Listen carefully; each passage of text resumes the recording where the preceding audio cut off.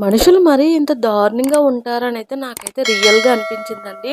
లైవ్‌లో చూసాను for the first time. ఏంటి అక్క దేనికోసం మాట్లాడుతుంది అని అనుకుంటారేమో. నేను ఆల్రెడీ వీడియో అయితే పోస్ట్ చేశాను కదండీ! హాస్పిటల్‌కి వెళ్ళానని చెప్పి. నాకైతే చిన్న ప్రాబ్లమ్ ఉండి డెంటల్ హాస్పిటల్‌కి వెళ్ళానండి. సో, హాస్పిటల్‌కి వెళ్ళిన తర్వాత ఇంక రూమ్ నంబర్ 7కి అయితే మేము వెళ్ళాలి. ఇంక రీచ్ అయిన తర్వాత అయితే అక్కడ బయటైతే సీట్స్ ఉన్నాయండి. నేనైతే లెఫ్ట్ సైడ్ కార్నర్‌లో అయితే కూర్చున్నాను. నేనెళ్ళేసరికి ఇంకో ఆమె కూడా ఉంది. ఆమె అయితే రైట్ సైడ్ కార్నర్‌లో అయితే కూర్చుందండి. మా ఇద్దరి మధ్య ఇంకా చాలా సీట్స్ ఉన్నాయి కూర్చోవడానికి. మమ్మల్నయితే ఇంకా పిలవలేదు. ఓపీ రాయించుకొని అయితే కూర్చున్నాము. వెయిట్ చేస్తున్నాము. ఈలోపు ఇంకో ఆమె అయితే వచ్చిందండి. చూడ్డానికి భలే అందంగా, డిగ్నిఫైడ్‌గా, మంచిగా బోలెడన్ని గోల్డ్ ఆర్నమెంట్ వేసుకొని చాలా చక్కగా అయితే ఆమె ఉంది. ఇంకా ఆవిడొచ్చేసి మధ్యలో అయితే సెంటర్‌లో అయితే కూర్చుందండి. ఇంక మేమైతే ఎప్పుడు పిలుస్తారా అని చెప్పి వెయిట్ చేస్తున్నాము.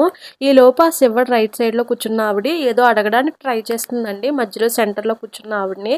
బట్ ఆవిడైతే చూసి చూడనట్టుగా ఆవిడని ఒక 10 టైమ్స్ అన్నా కింద నుంచి పై వరకు అయితే చూసే ఉంటుంది.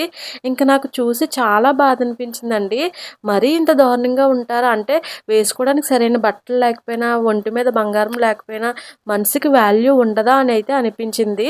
జీవితంలో ఎప్పుడూ ఒక విషయాన్నయితే గుర్తుపెట్టుకోవాలండి. ఎదుటి వ్యక్తుల్ని ఎప్పుడూ చులకనగా చేసి చూడకూడదు. ఎందుకంటే టైం అనేది ఎప్పుడు ఎవరికి ఎలా చేంజ్ అవుతుందో తెలీదు కదా! ఇంక వీడియో నచ్చితే లైక్ ఇచ్చి సబ్స్క్రైబ్ చేసుకోండి.